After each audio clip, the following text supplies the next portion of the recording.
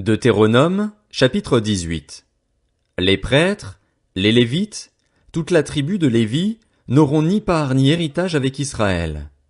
Ils se nourriront des sacrifices passés par le feu en l'honneur de l'Éternel et de la part qui lui revient. Ils n'auront pas d'héritage au milieu de leurs frères. C'est l'Éternel qui sera leur héritage, comme il le leur a dit. Voici la part à laquelle les prêtres auront droit sur le peuple, sur ceux qui offriront un sacrifice, un bœuf ou un agneau. On donnera au prêtre la cuisse, les mâchoires et l'estomac. Tu lui donneras la première partie de ton blé, de ton vin nouveau et de ton huile, ainsi que de la toison de tes brebis. En effet, c'est lui que l'Éternel, ton Dieu, a choisi entre toutes tes tribus pour faire toujours le service au nom de l'Éternel, lui et ses descendants.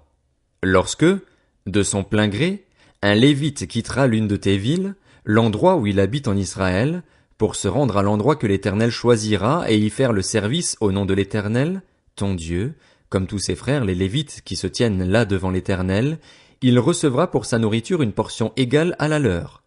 Il jouira, de plus, des revenus que lui aura procuré la vente de son patrimoine. Lorsque tu seras entré dans le pays que l'Éternel, ton Dieu, te donne, tu n'apprendras pas à imiter les pratiques abominables de ces nations-là. Qu'on ne trouve chez toi personne qui fasse passer son fils ou sa fille par le feu, personne qui exerce le métier de devin, d'astrologue, d'augure, de sorcier, de magicien, personne qui consulte les esprits ou les spirites, personne qui interroge les morts. En effet, celui qui fait cela fait horreur à l'Éternel, et c'est à cause de ces pratiques abominables que l'Éternel, ton Dieu, va chasser ces nations devant toi.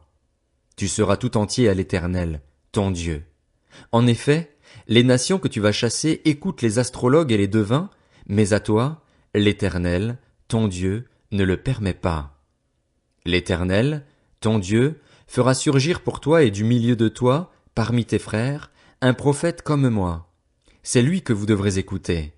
Il répondra ainsi à la demande que tu as faite à l'Éternel, ton Dieu, à Horeb, le jour de l'assemblée.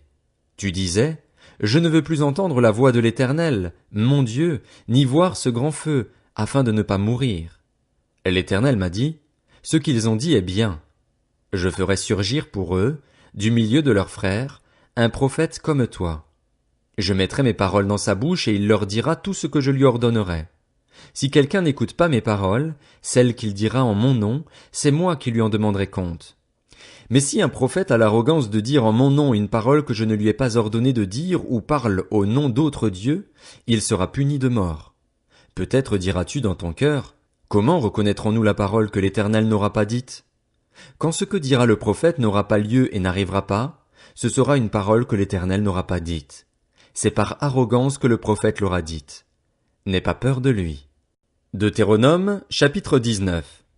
Lorsque l'Éternel, ton Dieu, aura exterminé les nations dont il te donne le pays, lorsque tu les auras chassées et que tu habiteras dans leurs villes et dans leurs maisons, tu mettras 3 villes à part au milieu du pays dont l'Éternel, ton Dieu, te donne la possession.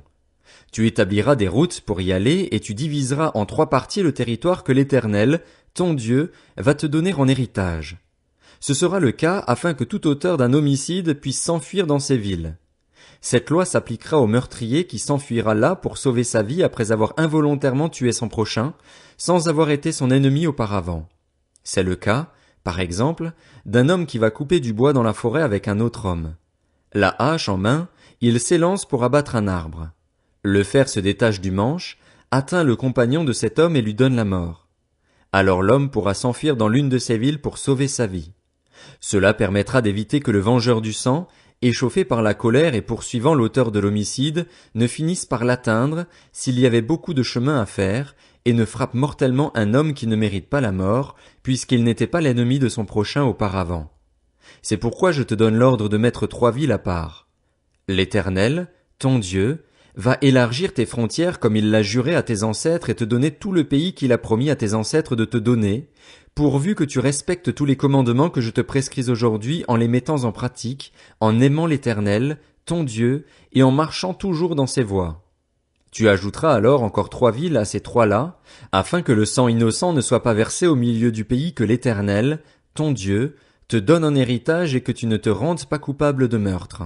Mais si un homme s'enfuit dans une de ces villes après avoir tendu des embuscades à son prochain par haine contre lui, Après l'avoir attaqué et frappé de manière à causer sa mort, les anciens de sa ville le feront arrêter et le livreront entre les mains du vengeur du sang afin qu'il meure.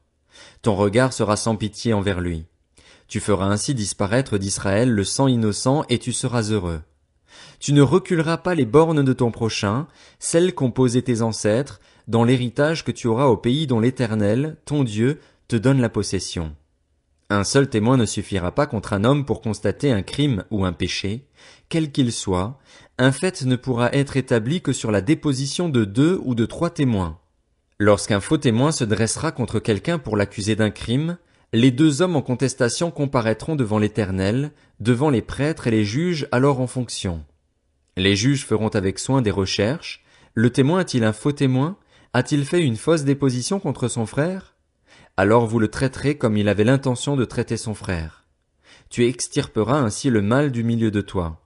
Les autres en entendront parler et éprouveront de la crainte, et l'on ne commettra plus un acte aussi criminel au milieu de toi.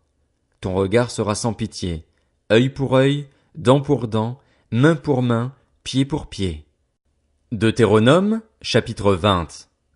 Lorsque tu iras à la guerre contre tes ennemis et que tu verras des chevaux et des chars, un peuple plus nombreux que toi, tu n'auras pas peur d'eux, car l'Éternel, ton Dieu, qui t'a fait sortir d'Égypte, est avec toi. À l'approche du combat, le prêtre s'avancera et parlera au peuple. Il leur dira: Écoute, Israël, vous allez aujourd'hui livrer bataille à vos ennemis. Que votre cœur ne se trouble pas.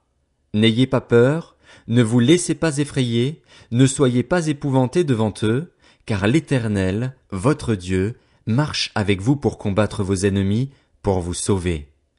Puis les officiers transmettront ces instructions au peuple. Qui a construit une maison neuve et ne l'a pas encore inaugurée?